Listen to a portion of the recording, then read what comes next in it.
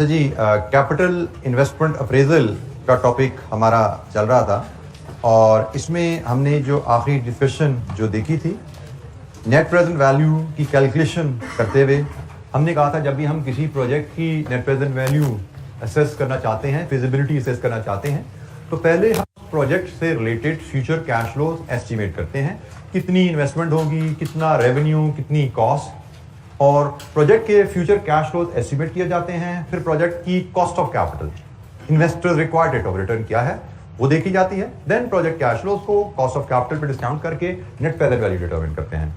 यहां से डिस्कशन को थोड़ा सा हमने फिर रिफाइन करने के लिए बात शुरू की थी कि हम जो प्रोजेक्ट कैश फ्लोज जिनको लेके हम एनपीवी एनालिसिस करते हैं, वो प्रोजेक्ट कैश फ्लोज हम रेलेवेंट कैश फ्लोज लेते हैं।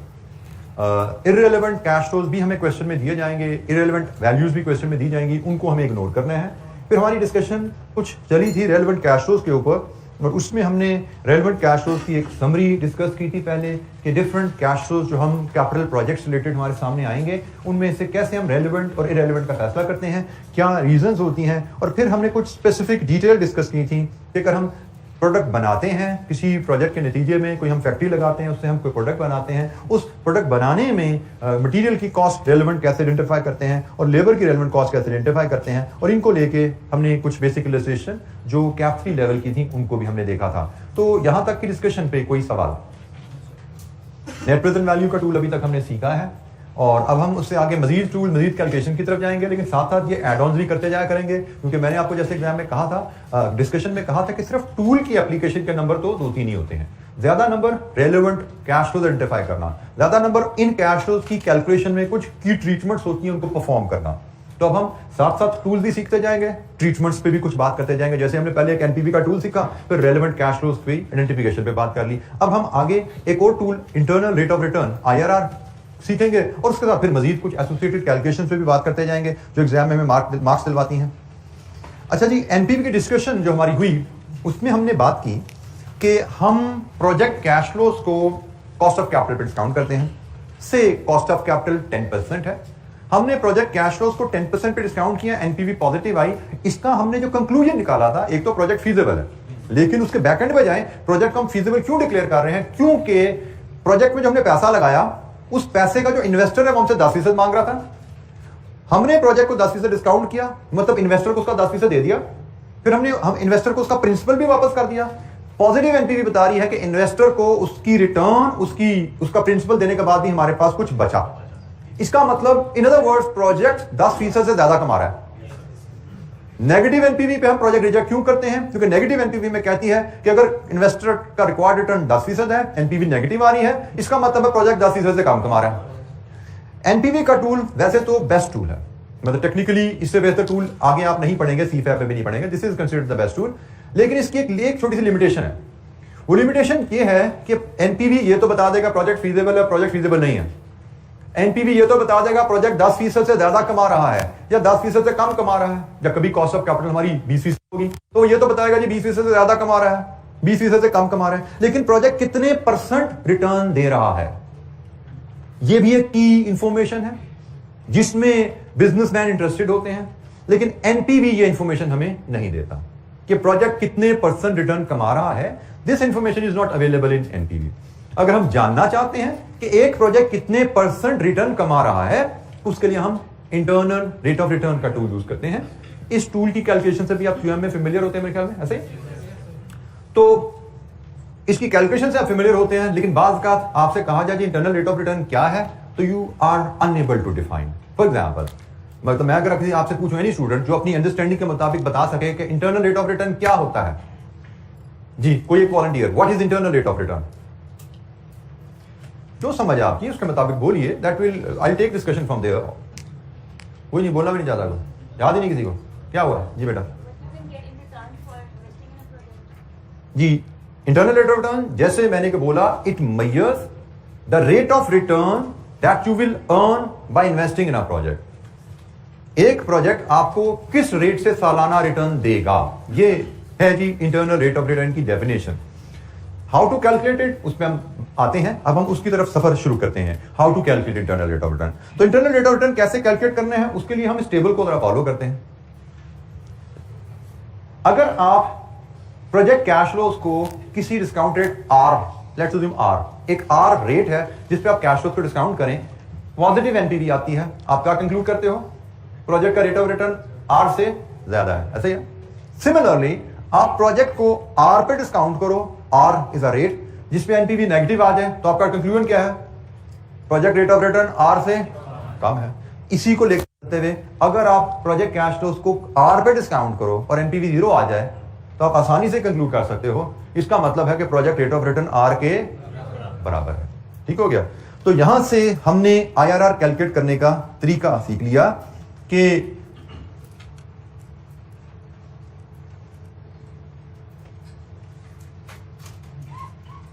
यहां से हम आईआरआर कैलकुलेट करने का तरीका सीखते हैं कि भाई इसका मतलब अगर हमें प्रोजेक्ट का रेट ऑफ रिटर्न जानना है, जिसको हम आईआरआर कहते हैं, अगर हमें प्रोजेक्ट का रेट ऑफ रिटर्न जानना है तो हमें ऐसा आर ढूंढना है जिस पे एनपीवी 0 है।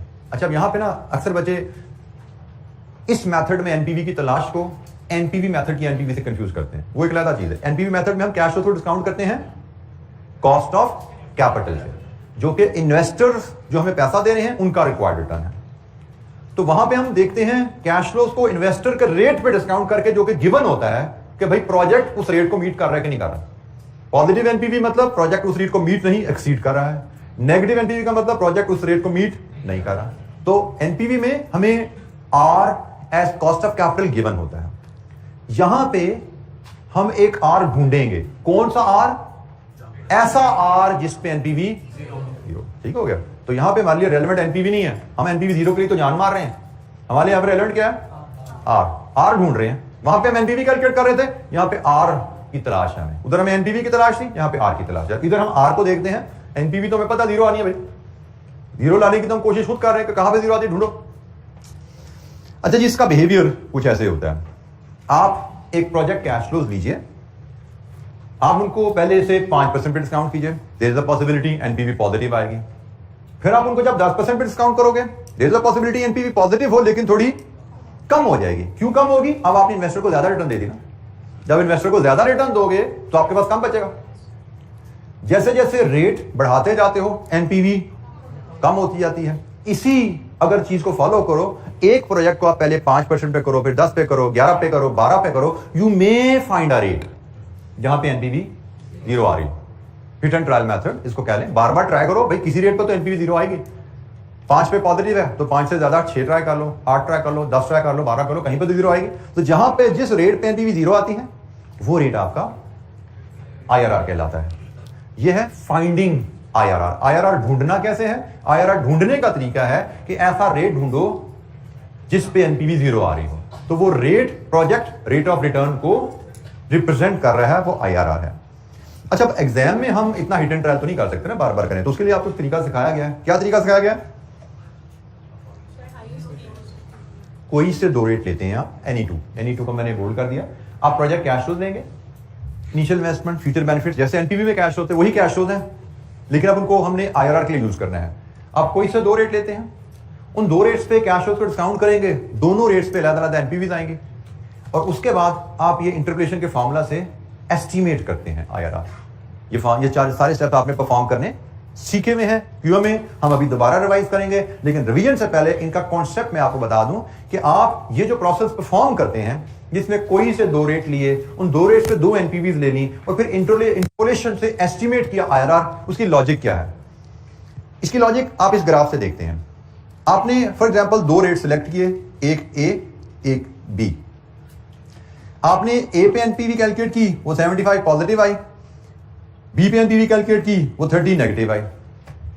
आपने ए पे एनपीवी, लेट्स अज्यूम, मैं परसेंटेजेस को यहां पे अज्यूम कर लेता हूं, let's assume A is 10% and B is 20%। ठीक है जी। जब आपने ए पे एनपीवी कैलकुलेट की, वो पॉजिटिव आई, इसका मतलब है कि प्रोजेक्ट की रेट ऑफ रिटर्न 10 से ज्यादा है। आपने एक दूसरा रेट ट्राई किया, आपने सीधा 20 ट्राई कर लिया, गैप के साथ 12-14 करने की जरूरत नहीं है, आपने 20 ट्राई कर लिया। आपने 20 पे एनपीवी कैलकुलेट की, वो नेगेटिव आ गई। इसका क्या मतलब है कि प्रोजेक्ट का रेट ऑफ रिटर्न 20 से मतलब 10 और 20 के दरमियान में है ना। अगर तो मैं स्टेप बाय स्टेप चल रहा होता ना, तो मेरी पॉइंट चलते चलते शायद मेरा एक्चुअल आईआरआर यहां निकलता। लेकिन हमने जो फॉर्मूला सीखा ना इंटरपोलेशन का, वो क्या करता है? वो इन दोनों पॉइंट्स को मिला के अंदाजन में आईआरआर दे देता है। इंटरपोलेशन हमें क्या देगा कि वो उन दोनों पॉइंट्स के दरमियान स्ट्रेट लाइन खींच के ये स्ट्रेट लाइन कहां पे कट कर रही है एक्स एक्सिस को, अंदाजन एनपीवी जीरो कहां होगी हमें बता रहा है। This is estimate, this is not actual.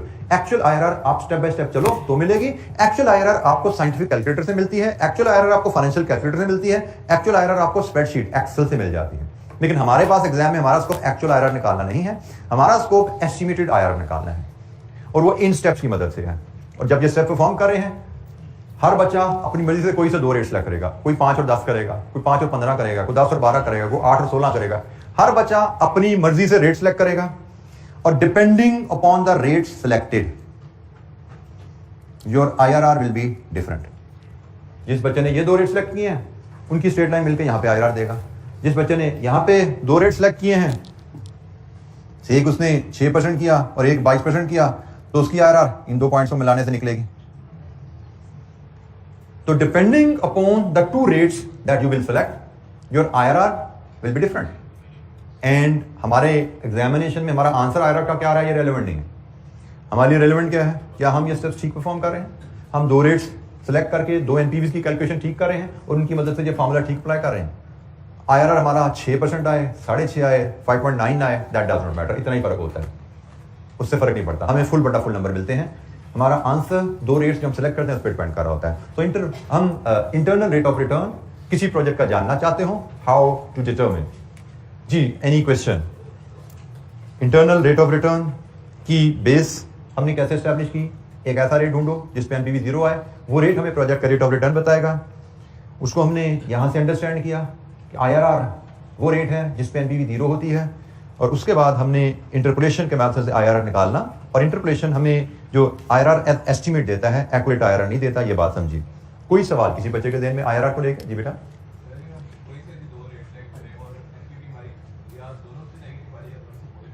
कोई इशू नहीं, कोई इशू नहीं है।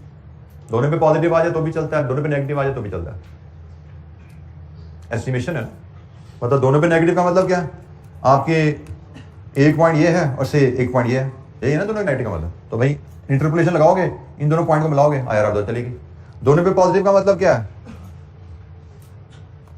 एक पॉइंट ये है और मे भी एक पॉइंट ये है, इन दोनों को मिलाओगे, दैट्स इट, कोई इशू नहीं, जहां से मर्जी गुजरे। रिक्वायरमेंट यही है, कोई से 2 रेट, उन पे 2 एनपीवीज और इंटरपोलेशन। मतलब अक्सर मुझे बच्चे मिलते हैं जिनको कहा जाता है कि एक पे पॉजिटिव है एक पे नेगेटिव हो, फ्री आईआरआर आता है। This is not the case. आप ये, हाँ, इसको मैं मजीद रिफाइन कर देता डिस्कशन को, क्योंकि आप लोगों ने आईआरआर पढ़ा है पहले। आईआरआर इज एन एस्टिमेट, इसकी एक्यूरेसी, एस्टिमेट है ना, एस्टिमेट की एक्यूरेसी भी होती है, एक्यूरेट एस्टिमेट है या नहीं, आप दो हमारे स्कोप में नहीं है वो कि हम एक्यूरेट एस्टिमेट लगाएं। हमारे स्कोप में है एस्टिमेटेड आईआरआर देनी है, जो मर्जी रेट लेके दे दो। लेकिन इसकी एक्यूरेसी बेहतर होगी अगर आप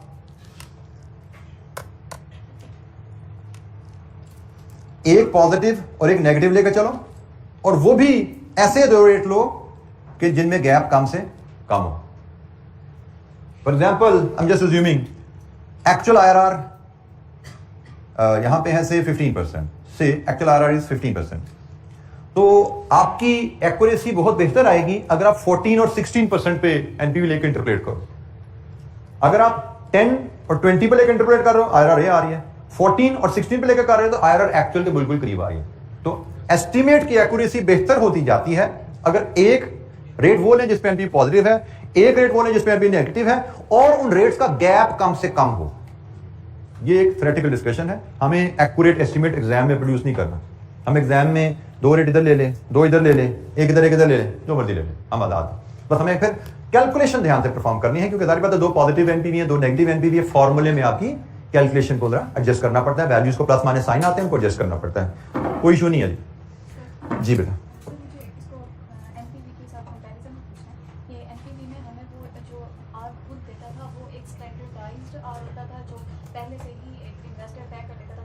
मुझे इतनी रिटर्न चाहिए, बिल्कुल। और यहाँ पे हम सिंपली ये देखें कि हमारा प्रोजेक्ट कितना कमा के दे रहा है, फिर हम उसको कंपेयर करेंगे कि हम कितना। जी, डिसीजन बिल्कुल ऐसा ही है। डिसीजन रेट की हमने बात अभी करनी है। फिलहाल तो हम, आपने बिल्कुल ठीक कहा, एनपीवी में हमें एक टारगेट रिटर्न दिया जाता है। कभी इन्वेस्टर इतनी रिटर्न मांगता है, आप देखिए आपका प्रोजेक्ट इतनी रिटर्न दे रहा है या नहीं दे रहा, तो हम कैश फ्लो को उस टारगेट रिटर्न पे डिस्काउंट कर देते हैं, पॉजिटिव एनपीवी का मतलब प्रोजेक्ट टारगेट रिटर्न को एक्सीड कर रहा है, नेगेटिव एनपीवी का मतलब प्रोजेक्ट टारगेट रिटर्न को मीट नहीं कर रहा। वहां पे हम देखते हैं कि टारगेट रिटर्न हमें जो गिवन है एग्जाम में, क्वेश्चन में, क्या प्रोजेक्ट उस रिटर्न को मीट कर रहा है, और यहां पे हम देखना चाहते हैं प्रोजेक्ट कितने % रिटर्न दे रहा है। दो डिफरेंट एस्पेक्ट्स हैं। अल्टीमेटली हमने इसकी बेस पे भी प्रोजेक्ट इन्वेस्टमेंट अप्रेजल डिसीजन ही लेना है कि हमें प्रोजेक्ट एक्सेप्ट करना है कि नहीं करना, उस पर ही बात करनी है। लेकिन पहले हम जरा आईआरआर की कैलकुलेशन को जरा क्लियर कर लें। चलिए डिसीजन रूल साथ ही डिस्कस कर लेते हैं, क्योंकि आपने ऑलरेडी ये की हुई है। आप प्रोजेक्ट का रेट ऑफ रिटर्न जब निकाल लेते हैं, उसको कॉस्ट ऑफ कैपिटल से कंपेयर करते हैं। कॉस्ट ऑफ कैपिटल इस क्वेश्चन में भी आपको दी जाती है, लेकिन वो अब उसका यूज यहां पे आता है आईआरआर निकालने के बाद कि प्रोजेक्ट कितने % कमा रहा है और इन्वेस्टर कितना मांगता है। तो रूल बड़ा सिंपल है, अगर प्रोजेक्ट इन्वेस्टर की डिमांड से ज्यादा रिटर्न दे रहा है आप एक्सेप्ट करोगे, अगर प्रोजेक्ट की रिटर्न इन्वेस्टर की डिमांड से कम है आप प्रोजेक्ट रिजेक्ट कर देते हो। और कंपैरिजन में जिस प्रोजेक्ट का रेट ऑफ रिटर्न ज्यादा है वो बेहतर है, जो ज्यादा रेट से कमा रहा है वो बेहतर है। तो डिसीजन रूल भी हमने आसानी से डिस्कस किया। अब हम दो इलस्ट्रेशंस करेंगे आईआरआर की कैलकुलेशन की, और उन पे भी ये डिसीजन रूल अप्लाई करते जाएंगे, साथ देखते जाएंगे। हमारे पास इलस्ट्रेशन 14 है जी। पहले let's have a look at illustration 14। ये सारी चीजें मैंने आपको बोला है स्लाइड्स पे अवेल जो आती हैं वो आपके नोट्स में शामिल हैं। नोट्स आपके सामने से गुजरते हैं, आप इनको देख सकते हो। अच्छा जी, the company is evaluating project A. Illustration 14. It will require initial investment of 90,000 and estimated future relevant cash flows over its life are as under. Year 1, 2, 3, 4, 5. It is expected that at the end of project life, capital asset can be disposed of for 4,000. Company has a cost of capital of 10%. Requirement क्या है? Calculate internal rate of return of the project. Project cash flows हमारे पास है, हमें internal rate of return निकालना है। हमने तरीका इसका जो सीखा हुआ है, प्रोजेक्ट कैश फ्लोज को एनुअल पीरियोडिक इंटरवल पे अरेंज करते हैं, दो रेट्स पे डिस्काउंट करके, दो एनपीवीज और फिर इंटरपोलेशन का फार्मूला। तो सबसे पहले हम कैश फ्लोज को अरेंज करके अपने सामने लेके आते हैं।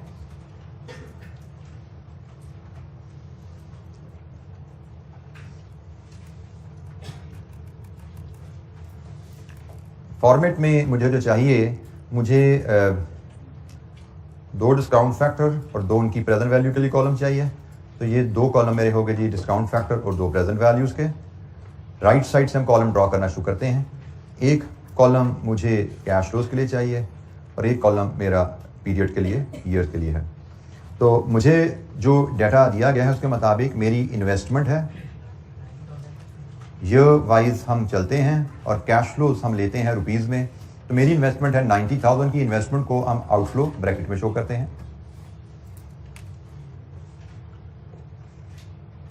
फिर इसके बाद मेरे इनफ्लोज शुरू हो जाते हैं। प्रोजेक्ट इनफ्लोज हैं जी हमारे, प्रोजेक्ट नेट इनफ्लोज हैं हमें क्वेश्चन में जो बताए गए हैं।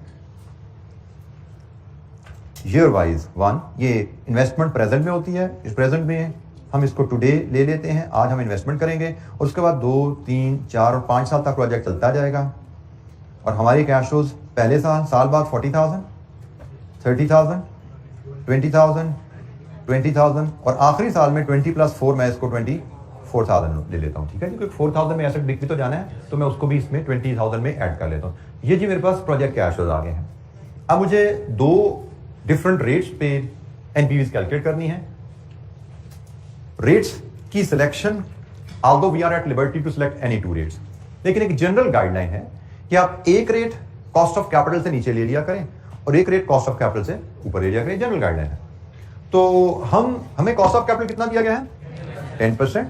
तो मैं एक रेट ले लेता हूं 5% पे और एक रेट मैं ले लेता हूं 20% पे। मैं गैप थोड़ा बढ़ा के ले लेता हूं, कोई इशू नहीं है। मैं 12 ले लूं, 14 ले लूं, 15 ले लूं, मैं 7 भी ले लूं, सब चलता है। बट गाइडलाइन, जनरल गाइडलाइन हम प्रैक्टिस में रखते हैं इसको। तो मैंने दूसरा रेट 20% ले लिया।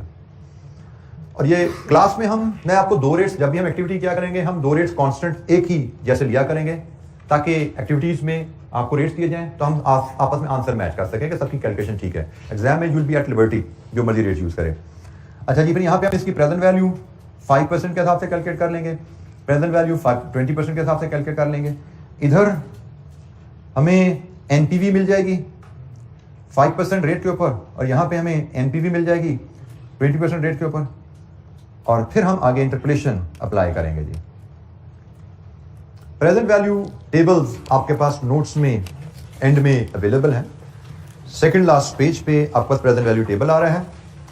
जो इन्वेस्टमेंट है वो तो प्रेजेंट में है, उसका डिस्काउंट फैक्टर तो 1 रहता है।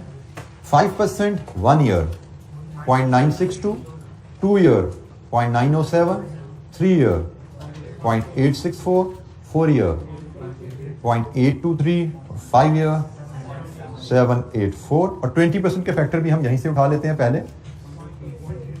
1 के 0.833, 0.694, 0.579, 0.482, 0.402।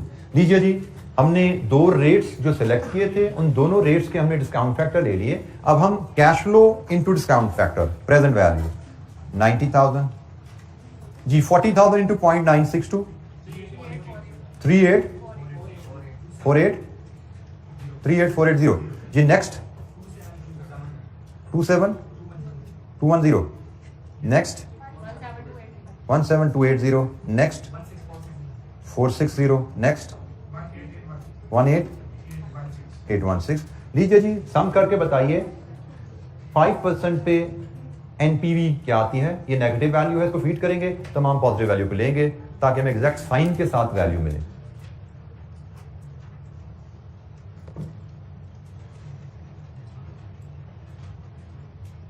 एनपीवी ऑफ दिस प्रोजेक्ट अगर हम 5% पे कैलकुलेट करें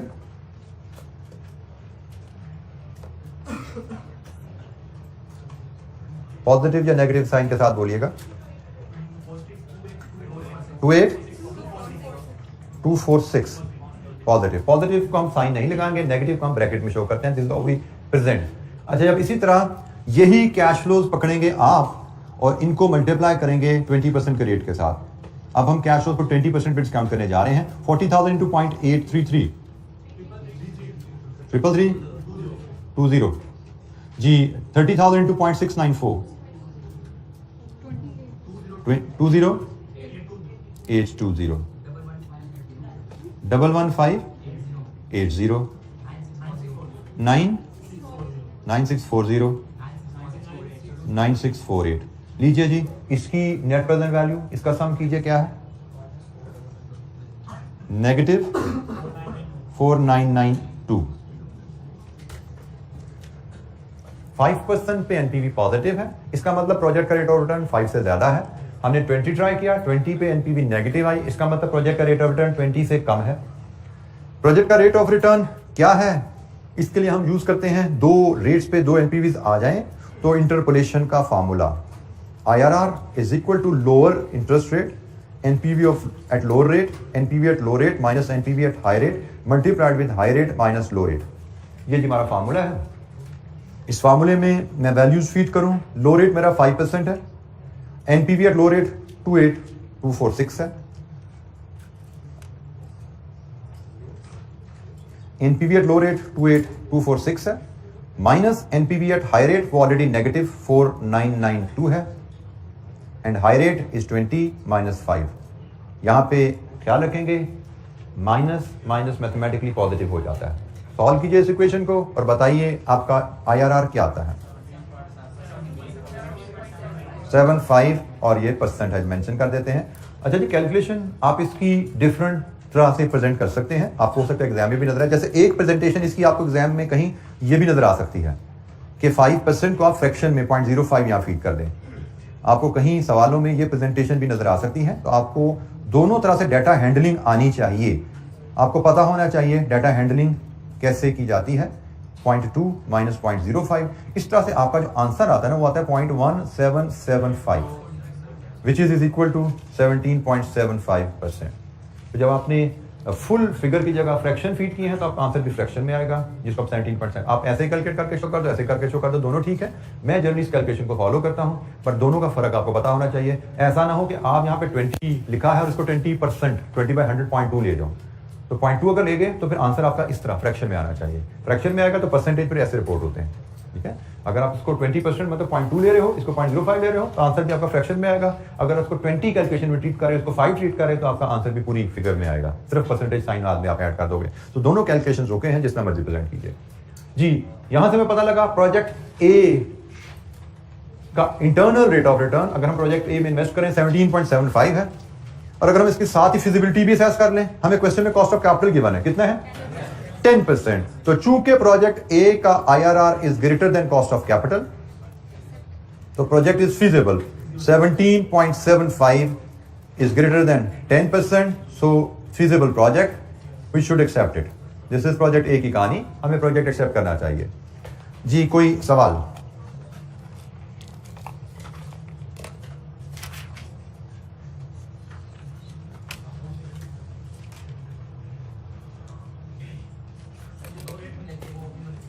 जी बिल्कुल, एनी टू बेटा पॉइंट में लेंगे तो इतनी मुश्किल मर्जी क्यों करना चाहते हो आप? फैक्टर कहाँ से लाओगे? टेबल से वो कर लें आप जो मर्जी, 2.25 ले लो, 3.75 ले लो, लेकिन फैक्टर आपको कैलकुलेटर पे कैलकुलेट करने पड़ेंगे and you will be making your life difficult. तो हमने एग्जाम में जिंदगी आसान रखनी है, जहाँ पे हमें लिबर्टी दी जाए हम वो काम करेंगे जिससे हमारी जिंदगी आसान होती हो। जी एनी क्वेश्चन, कोई सवाल? इसका आर तो यहाँ पे डिस्कस नहीं ना हुआ, यहाँ पे तो हम जानना चाह रहे हैं प्रोजेक्ट सालाना किस रेट से कमा के दे रहा है। इंटरनल रेट ऑफ रिटर्न है क्या? ये प्रोजेक्ट सालाना क्या रेट ऑफ रिटर्न कमा रहा है? This is 17.75% per annum. Project सालाना 17.75% कमा रहा है। और यहाँ पे आए तो यहाँ पे हम क्या देख रहे हैं? प्रोजेक्ट तो 17.75 कमा रहा है, इन्वेस्टर कितना डिमांड कर रहा है? इन्वेस्टर को अपने 10% देना है, तो प्रोजेक्ट इन्वेस्टर की रिक्वायरमेंट से ज्यादा कमा रहा है, इसलिए हम इसको फिजिबल डिक्लेयर कर रहे हैं। आर, अब कहीं सिर्फ आर की बात को भूल जाओ, सिंपल आर इज नथिंग, या कॉस्ट ऑफ कैपिटल है या IRR है। कॉस्ट ऑफ कैपिटल एनपीवी में कॉस्ट ऑफ कैपिटल है डिस्काउंटेड, और IRR में कोई से दो रेट लेंगे, कोई से दो रेट डिस्काउंट के लिए यूज करेंगे और इंटरपोलेशन से IRR डिटरमिन करेंगे। यहाँ पे जो रेट ऑफ रिटर्न आ रहा है ये प्रोजेक्ट का रेट ऑफ रिटर्न है। तो आर तो पहले एक दूसरे दिन की बात थी जब हमें कॉस्ट ऑफ कैपिटल का मतलब नहीं पता था, जब हमें इंटरनल रेट ऑफ रिटर्न का मतलब नहीं पता था। अब जब हम कॉस्ट ऑफ कैपिटल जान चुके हैं, जब हम इंटरनल रेट ऑफ रिटर्न को जान चुके हैं, तो अब हम रिटर्न रेट ऑफ रिटर्न की जब बात किया करेंगे तो या वो प्रोजेक्ट का रेट ऑफ रिटर्न होगा या वो इन्वेस्टर का रेट ऑफ रिटर्न होगा। ठीक है, तो आर वैसे आर इज नथिंग नाउ। जी एनी क्वेश्चन, कोई सवाल? अच्छा जी, एक रिपीट एक्टिविटी कीजिए। इलस्ट्रेशन 15 में आपके पास प्रोजेक्ट बी का डाटा अवेलेबल है जिसमें इन्वेस्टमेंट 20,000 की है। ये कैश फ्लोज है जी उसके 10,000, 8,000, 6,000, 4,000, 4,000 और रेजिडुअल वैल्यू 2,000 है। इसका कॉस्ट ऑफ कैपिटल भी 10% है।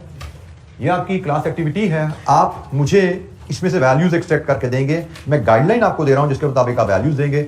हम इलस्ट्रेशन 15 में आप मुझे शेयर करेंगे एनपीवी एट से 5%, यही दो रेट्स मैं आपको प्रपोज करता हूं, एनपीवी एट 20% और फिर IRR ऑफ प्रोजेक्ट बी। हमने यहाँ पे IRR of project A calculate कर लिया है, अब IRR ऑफ प्रोजेक्ट बी आपने निकालना है। सेम फॉर्मेट आप यूज करेंगे, सेम फॉर्मेट्स, ये जो फॉर्मेट हमने यूज किया इसी को यूज करेंगे। सिर्फ बदलना क्या है आपने, यहाँ पे कैश फ्लो, यहाँ पे अब कैश फ्लोज आप प्रोजेक्ट बी के ले लेंगे, फैक्टर भी यही आपके चलने हैं और कैश फ्लो को फैक्टर से मल्टीप्लाई कर इसी फॉर्मेट पे दो एनपीवी निकालनी है। मुझे आपने ये फाइनल वैल्यू शेयर करनी है, ये एनपीवी क्या आ रही है, ये एनपीवी क्या आ रही है और इंटरप्रेशन के बाद IRR क्या आ रहा है। तो मैंने आपके सामने फॉर्मेट कर दिया है।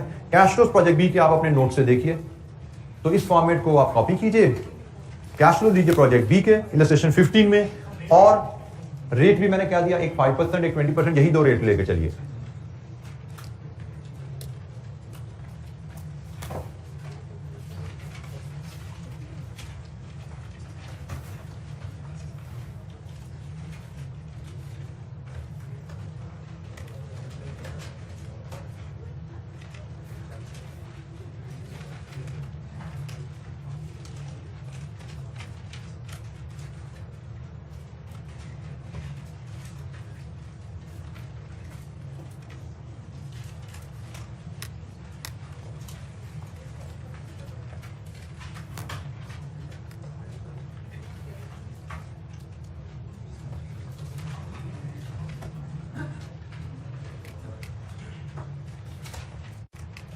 जैसे जैसे वैल्यूज कैलकुलेट करते जाएं मुझसे शेयर करते जाइएगा।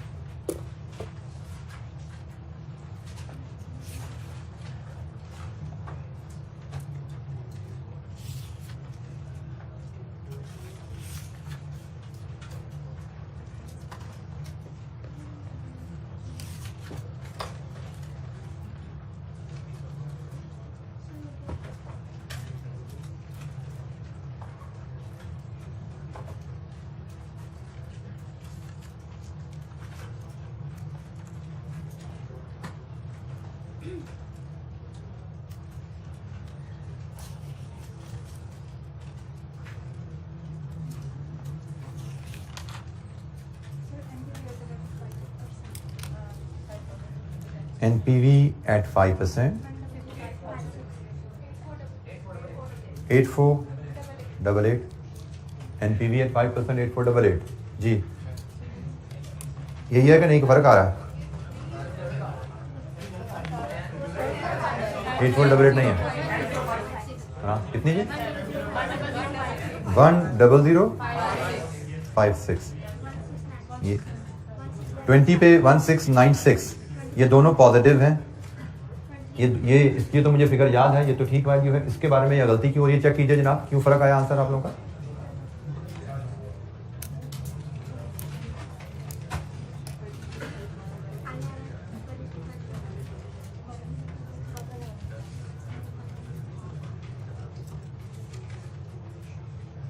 बेटा ये 6000 है, आखिरी ईयर 5 का कैश हो 6000 है भाई, उसमें रेजिडुअल वैल्यू भी ऐड करनी है। तो I believe that is the mistake, शायद रेजिडुअल वैल्यू ईयर 5 में आप लोग ऐड करना भूल गए, जिनकी वैल्यू कम आ रही है।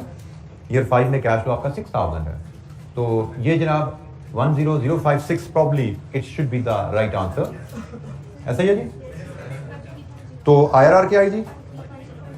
23.04%। हमारी NPV 20% पे भी पॉजिटिव आई है, इसका मतलब है कि हमारा IRR 20 से ज्यादा होगा, हमें ये पता होना चाहिए। अगर किसी वजह से हमारा आंसर 20 से कम आ रहा होता तो हमें पता लग जाना चाहिए गलती हो गई है कोई। 20% पे पॉजिटिव NPV का मतलब है प्रोजेक्ट का रेट ऑफ रिटर्न 20 से भी ज्यादा है। जी जनाब, ये हमारे पास इलस्ट्रेशन 15 की वैल्यूज हैं। 5% पे NPV, 20% पे NPV, दोनों पॉजिटिव हैं। इंटरप्रेशन इस्तेमाल किया, बस फर्क सिर्फ क्या होगा इंटरप्रेशन में कि आप जब इसको यूज करने जाएंगे IRR में, तो 5 प्लस 10056 ओवर 10056 माइनस, अब ये माइनस माइनस प्लस नहीं होगा, सिर्फ ये फर्क रह गया। तो आपने देखा दोनों पॉजिटिव NPV हैं, उनसे भी इंटरपोलेशन हो जाती है। बट मैथमेटिकली आपको देखना पड़ा कि भैया पे अब हमने पॉजिटिव नहीं किया, ये नेगेटिव रह गया है। तो ये 23.04%, यहां से आपने ये इंटरपोलेशन से IRR निकाली। एनी क्वेश्चन, कोई सवाल?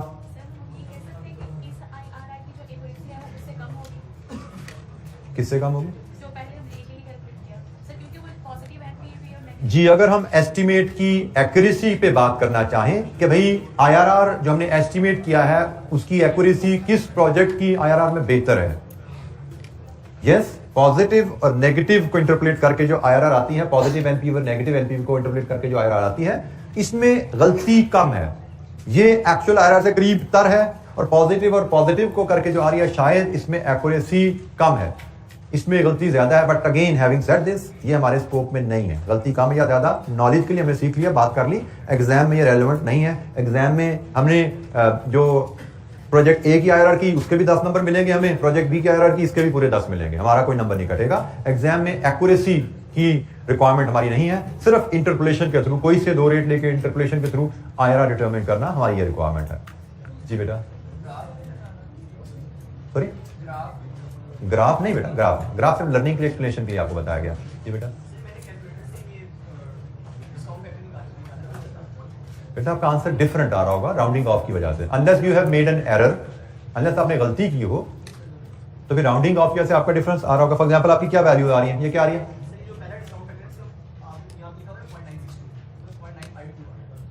अच्छा, फिर टाइपो ना हो यार, टाइपो ना, मतलब यहाँ पे मैं, लेट मी चेक भाई, कैलकुलेटर पे कैलकुलेट देखो जरा, 96,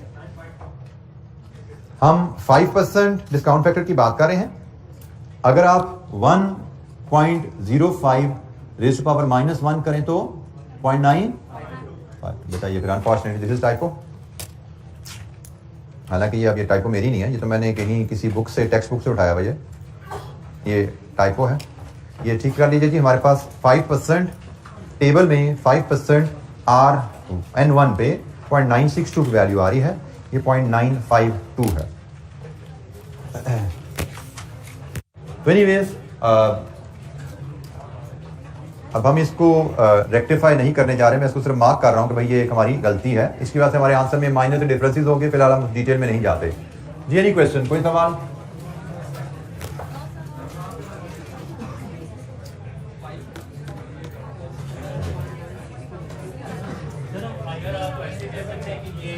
कॉस्ट ऑफ कैपिटल की अगर एनपीवी निकालें, कॉस्ट ऑफ कैपिटल की परसेंटेज की अगर हम एनपीवी निकालें, वो एनपीवी की परसेंटेज और cost of capital plus equal to आएगा। इतनी मुश्किल बात क्यों करना चाह रहे हो यार? ये तो मुझे भी समझ नहीं आई, तुमने कह दिया। मैं कह रहा हूँ कि कॉस्ट ऑफ कैपिटल पे अगर एनपीवी निकालते हैं, बेटा आप कहना चाह रहे हैं कॉस्ट ऑफ कैपिटल पे एनपीवी निकालते हैं, कॉस्ट ऑफ कैपिटल 10% है, एनपीवी आ गई 5000 आ गई है, 10% एनपीवी कॉस्ट ऑफ कैपिटल है, एनपीवी 5000 है। अब 5000 को और 10% को कैसे ऐड कर सकते हो आप आईआरआर पे जाने के लिए? 5000 आया है, वो जो हमने इन्वेस्टमेंट की है 90% उसकी परसेंटेज निकालेंगे और उस परसेंटेज करके देखना, जब बराबर हो जाए तो फिर बात करना। सर मैंने किया अभी बराबर हो गया? नहीं ना हुआ तो इसका मतलब ठीक नहीं है, इसका मतलब दिस कांट बी डन। ठीक है, फर्क है जी। एनी क्वेश्चन, कोई सवाल? कोई सवाल? हमें IRR internal rate of return, project का रेट ऑफ रिटर्न जानना है, और net present value project target return को मीट कर रहा है कि नहीं कर रहा, हमें ये जानना है। हमें इन दोनों को कंपेयर करना है डिस्कशन की हद तक, इनकी वैल्यूज को मिलाने की कोशिश करना थोड़ा सा आपकी स्कोप से बाहर होगा। मे बी आप थोड़ा सा और रिसर्च कर लें, थोड़ा सा और सीख लें, तो शायद इसको एग्जैक्टली मैच करने का मैथमेटिक्स जान पाएं। देखिए ना, मैथमेटिक्स है, मैथमेटिकली हम कहीं ना कहीं को मिला पाएंगे, बट स्कोप में नहीं है, तो जो स्कोप का काम है वही काम कर लें तो बड़ी बात है हमारे लिए जी। एनी क्वेश्चन, कोई सवाल?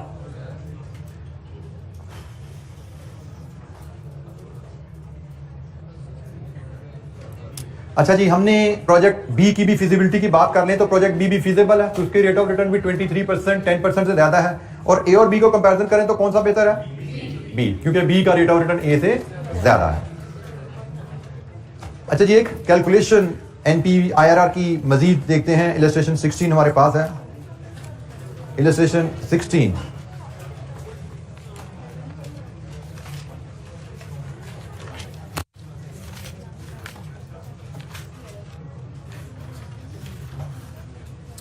पेज नंबर 16 पे, इसमें हमसे पूछा जा रहा है कि हम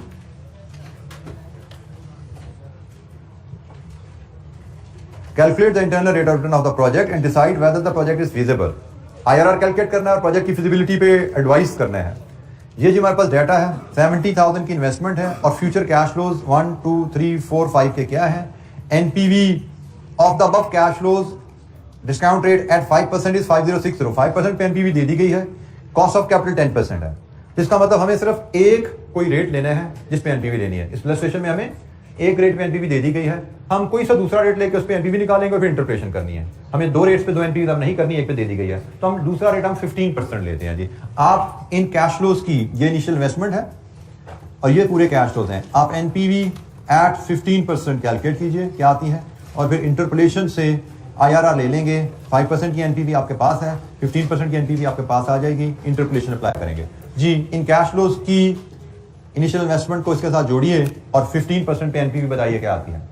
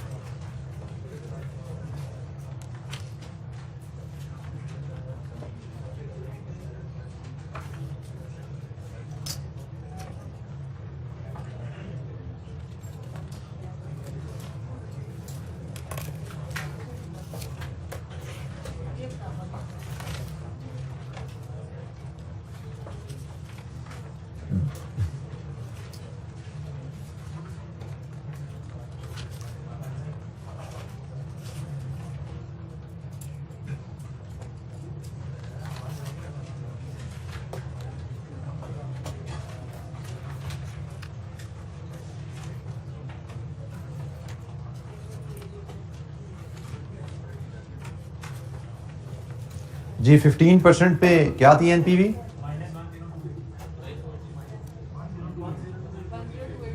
1028 नेगेटिव। इसका मतलब आईआरआर 5 और 15 के दरमियान कहीं आएगी, तो क्या थी IRR?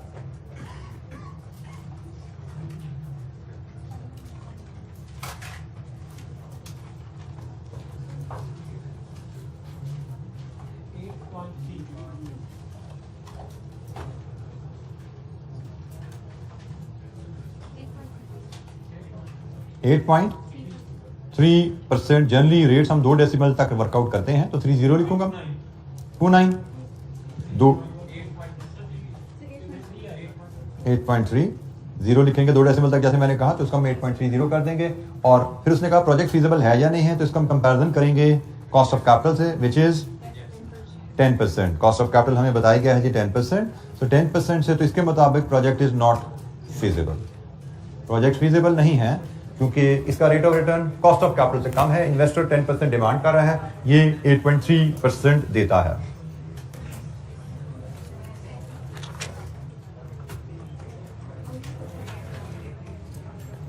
Ji any question in IRR की कैलकुलेशन? अच्छा जी, हमें IRR के एडवांटेजेस एंड डिसएडवांटेजेस भी दिए गए हैं, हमें इनको रटना नहीं है, हमें इनको सिर्फ समझ के पढ़ लेना है। और बार बार जब रिवीजन करेंगे साथ साथ पढ़ लिया करेंगे। तो ये आपकी होम असाइनमेंट है, इलस्ट्रेशन रिवाइज करने के अलावा इसको पढ़ के आइएगा। इनमें किसी टर्म का मतलब समझ नहीं आएगा तो हम उसको डिस्कस करेंगे और फिर हम आगे चलेंगे। कल हमने अपनी डिस्कशन स्टार्ट करनी है primarily specialised cash flows, annuities and perpetuity से डील करना। इनकी डीलिंग भी आप अपने QM में सीख ही बैठे हैं, तो एक तरह की आपकी रिवीजन ही होगी। अगर भूल चुके हैं तो हम उसको दोबारा रिफ्रेश कर लेंगे और फिर इसको NPV IRR में कैसे यूज करते हैं उस पर भी हम बात करेंगे अगली इलस्ट्रेशन में। तो आज के लिए इतना ही। Thank you very much. अस्सलाम वालेकुम।